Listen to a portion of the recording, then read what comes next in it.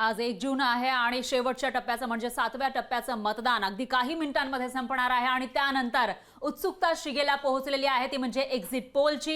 Exit poll मधून नेमका कोणाचं सरकार यावेळेस आता देशामध्ये येणार आहे याविषयीची उत्सुकता आहे आणि त्याविषयीचे प्रत्येक अपडेट आपण लोकशाही मराठीच्या माध्यमातून घेत आहोत। आपल्यासोबत विश्लेषक आहेत, अभ्यासक आहेत, ज्यांनी लोकांसमवेत जाऊन चर्चा केलेली आहे, लोकांचं मत नेमकं काय आहे ते जाणून घेतलेलं आहे, ते आपण त्यांच्याकडून जाणून घेतोय। त्यांचा अभ्यास काय सांगतोय, विश्लेषण काय सांगतंय तेही जाणून घेतोय आणि लोकांचं मत काय आहे, लोकांचा पोल काय आहे तेही आपण या ठिकाणी लोकशाही मराठीच्या माध्यमातून जाणून घेत आहोत। पण त्याच्या आधी ठाणे मतदारसंघ जो शिंदेंचा गड मानला जातो, या ठिकाणी नेमकी कशी लढत झालेली आहे, कोण उमेदवार होते, किती टक्के मतदान झाले ते आपण बघूयात ग्राफिक्सच्या माध्यमातून।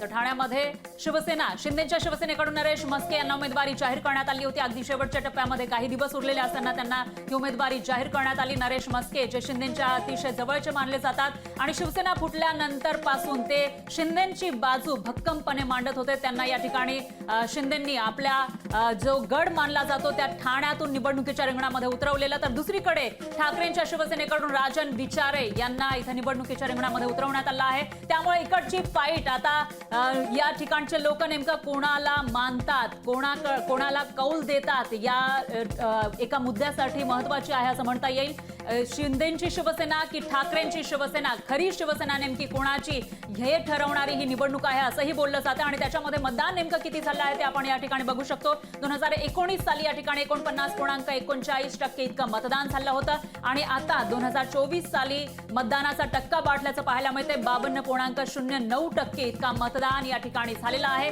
त्यामुळे आता हा जो वाढलेला मतदानाचा टक्का आहे तो नेमका कोणासाठी फायदेशीर ठरणार, कोणाला जास्त मतं मिळणार आणि ठाण्याचा खासदार नेमका कोण होणार याविषयी उत्सुकता शिगेला पोहोचलेली आहे आणि एक्झिट पोल आपण अगदी काही मिनिटांमध्ये बघणार आहोत। पण त्याच्या आधी इकडच्या लोकांना, ठाणेकर मतदारांना नेमकं काय वाटतंय, त्यांच्या मनातला खासदार कोण आहे ते आपण बघूयात। राजन विचारे यांना निश्चितच विजयाच्या वाटेवर एक पाऊल अग्रेसर ठरतील।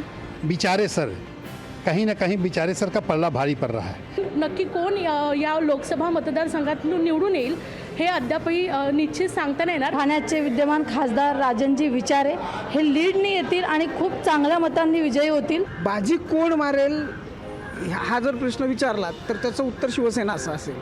अर्थात कुठली ते आपल्याला 4 तारखेलाच कळेल। राजन विचारे किंवा म्हस्के या दोघांपैकी कोणीही जिंकलं तरी तो शिवसेनेचा जिंकणार आहे। नाही, आत्ता काही सांगू शकत नाही कारण हे 50-50 मध्ये आहे। सध्या विचारांचा पारदा जड आहे। मशाल कारण का बहुतेक ठिकाणी मशाल चालली आहे।